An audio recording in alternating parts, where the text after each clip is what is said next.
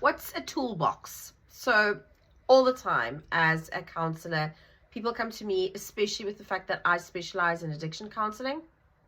Individuals come to me and say, hi, I need a toolbox.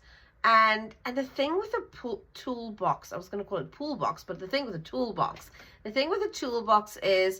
toolbox is really about what you believe is going to work for you. So it's not about what other people believe is going to work for you.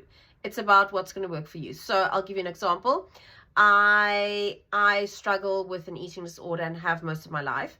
So one of my tools in my toolbox is that when I'm really struggling, I phone a friend, or I phone a colleague, or I phone someone just to kind of like lean back and have conversation with them about what's going on for me and get vulnerable about my food.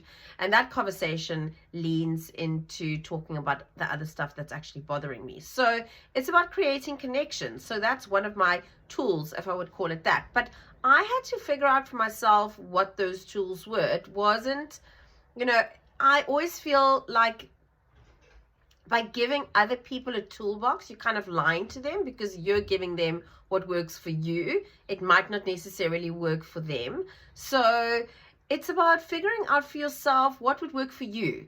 And I know that part of going to counseling is doing that. And it's saying, I'm showing up, I need to figure out what would work for me. And often people start therapy out of complete desperation.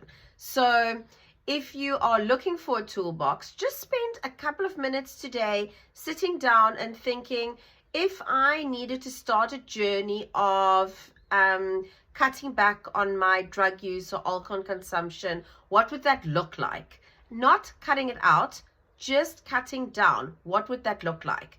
And just put some points down and then add them to part of a toolbox, if you want to call it that.